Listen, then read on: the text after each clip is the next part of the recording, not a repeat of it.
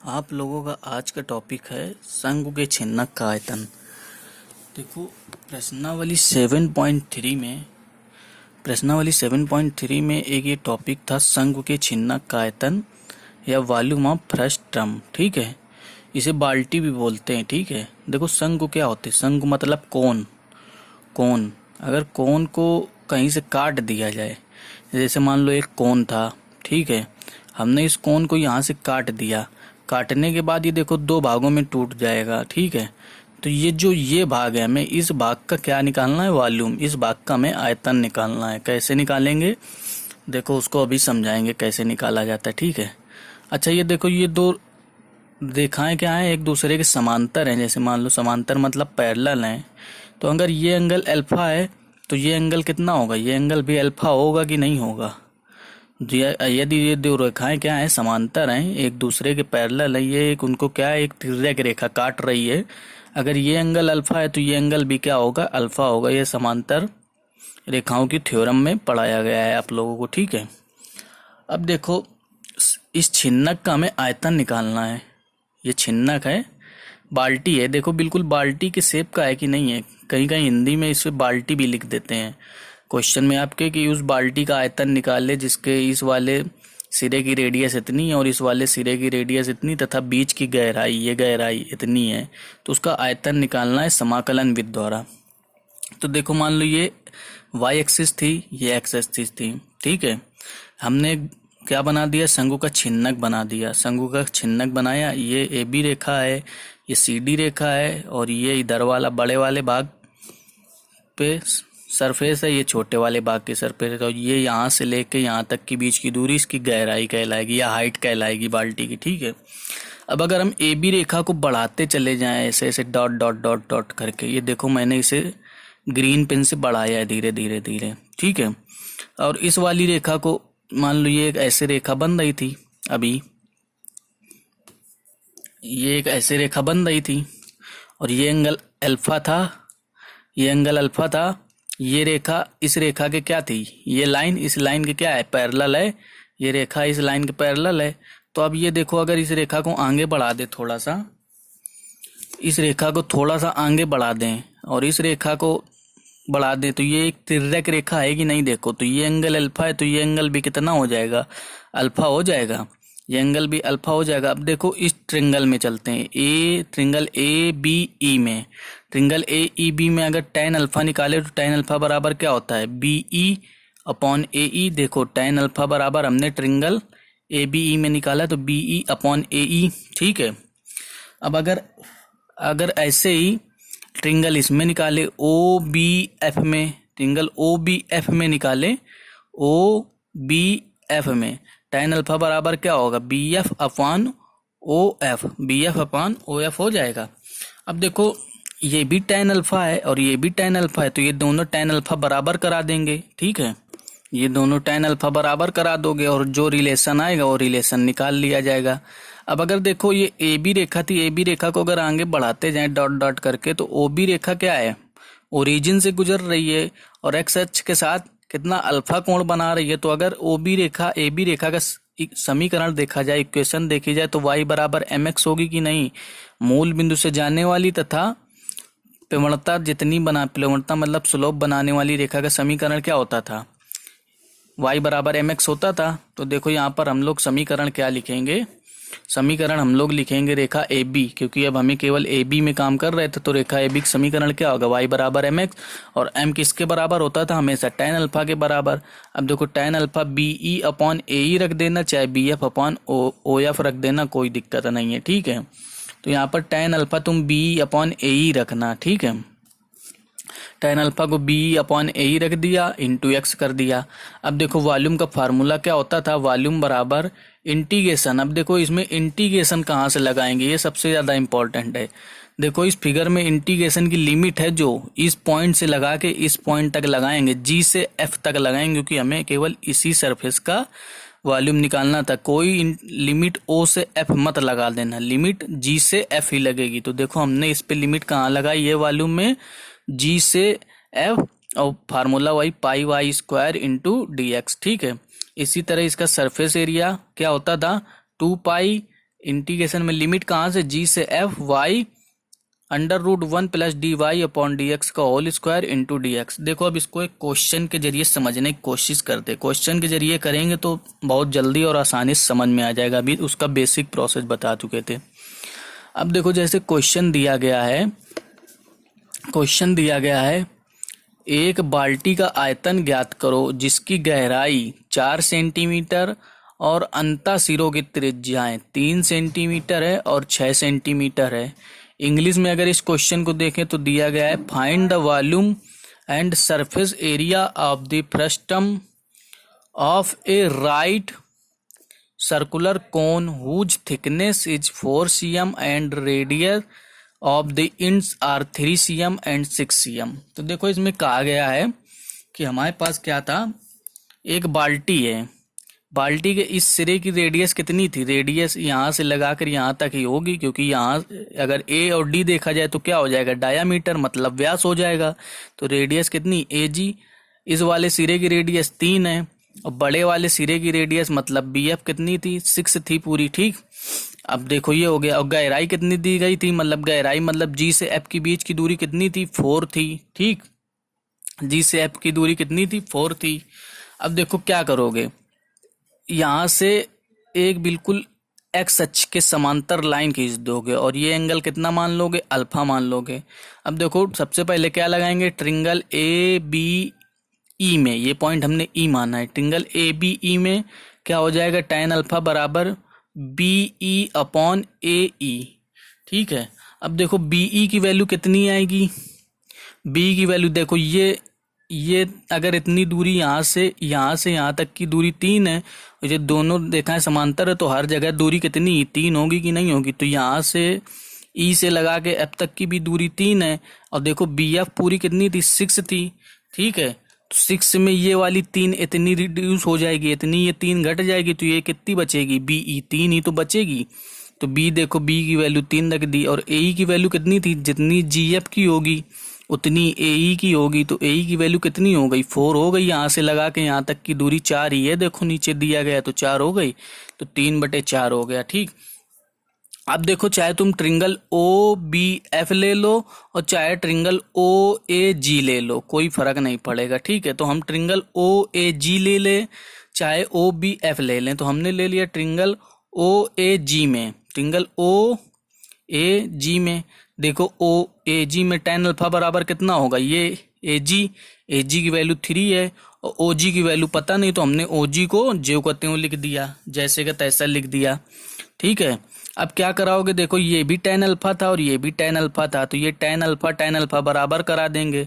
तो 3/OG बराबर 3/4, 3 से 3 कट गया तो OG बराबर कितना निकल आया, 4। मतलब यहाँ से लगाकर यहाँ तक की बीच की दूरी कितनी है, 4 निकल आई। ठीक है, 4 निकल आई। तो अगर 4 निकल आई तो हम अगर OG के निर्देशांक लिखना चाहें तो कितना हो जाएगा, 4,0 हो जाएगा। और यहाँ पर अगर F के निर्देशांक लिखना चाहें तो कितना हो जाएगा, 4 में और 4 जुड़ जाएगी तो 8,0 हो जाएगा F के निर्देशांक। तो हमें लिमिट हम पता चल जाएंगी। देखो आगे और करते हैं इस क्वेश्चन को।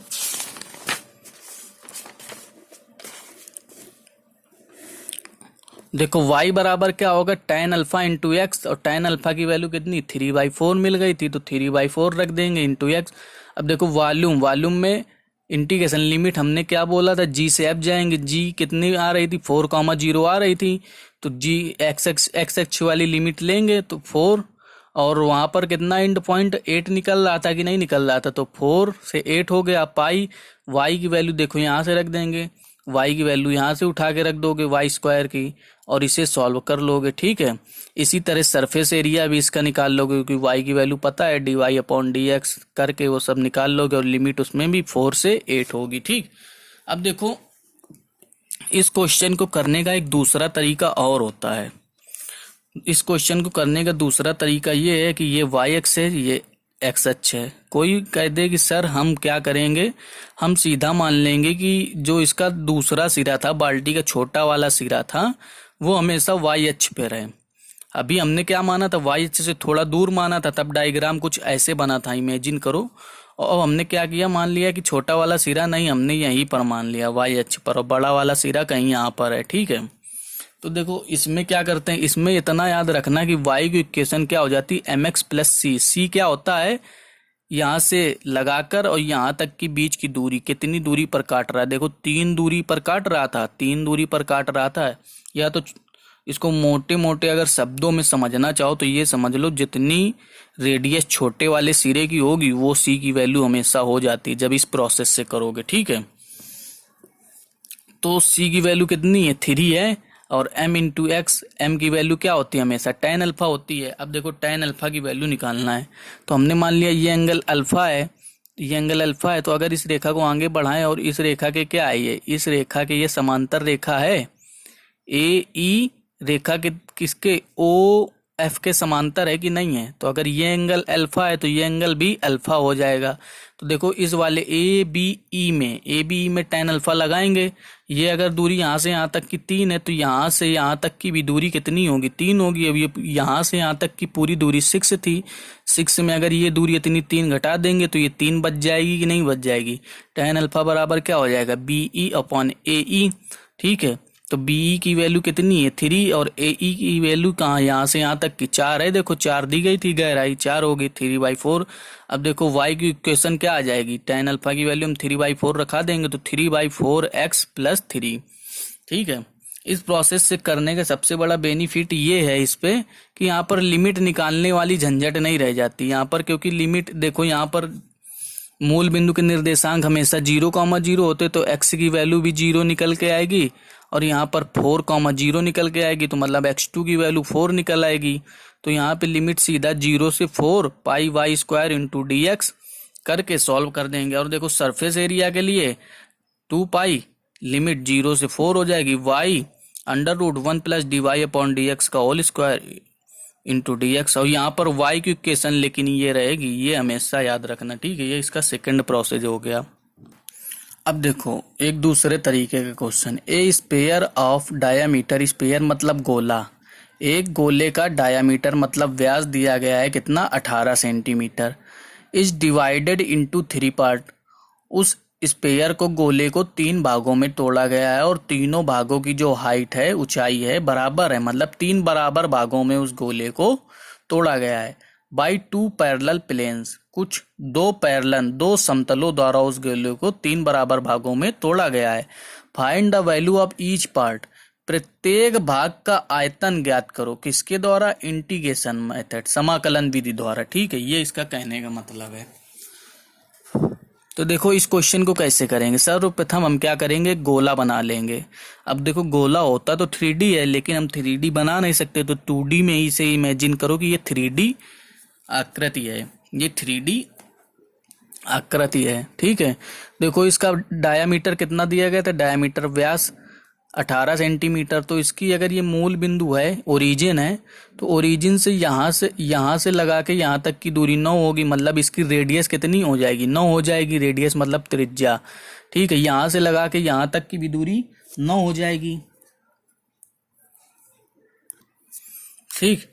तो ये यहाँ से लगा के यहाँ तक की दूरी 9 हो जाएगी, ये यहाँ से लगा के यहाँ 9 हो जाएगी। देखो यहाँ से लगा के पूरी यहाँ तक की दूरी कितनी थी, 18 थी।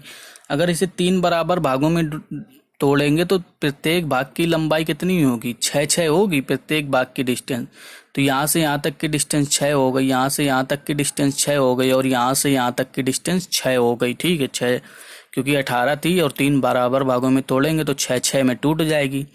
अब देखो ये मूल बिंदु था, ये क्या था, ओरिजिन था। ओरिजिन से इधर जाने पर एक्स अक्ष में माइनस चलता है और इधर जाने पर प्लस चलता है, ठीक है। तो देखो ये यहाँ पर इस सिरे के निर्देशांक कितने होंगे, -9,0 होंगे, और इस सिरे के निर्देशांक 9,0 होंगे प्लस में, ठीक है। इतना हो जाएगा। अब देखो इधर हमने क्या किया, इस सिरे से यहाँ तक आने पे कितनी डिस्टेंस कवर करी, 6। तो इस सिरे के निर्देशांक कितने हो जाएंगे, -3,0 हो जाएंगे, ठीक है। फिर यहाँ से हमने यहाँ तक की डिस्टेंस कितनी तय करी, 6।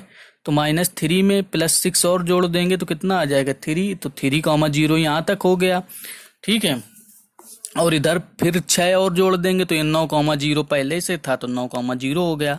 अब देखो इस भाग को हम क्या करेंगे, अलग अलग कलर के पेन के जरिए हमने अलग अलग देखो भागों में तोड़ा है। तो ये देखो पहले ये भाग था, इस भाग को हमने काट लिया, तो इस भाग को हमने ये बनाया है। देखो इस पे लिमिट कहाँ थी, -9 से -3,0, ठीक है, 6 डिस्टेंस फिल थी इस पे, ठीक।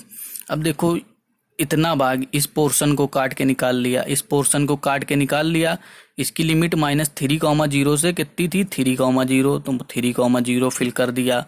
अब देखो ये पोर्शन बचा, इसको हमने रेड पेन के जरिए देखो इंडिकेट किया, ये ग्रीन पेन था, ये ब्लू पेन था, ये रेड पेन के जरिए देखो इंडिकेट किया। यहाँ पर लिमिट 3,0 थी, यहाँ पर 9,0 9,0 पर खत्म हुई है, ठीक है।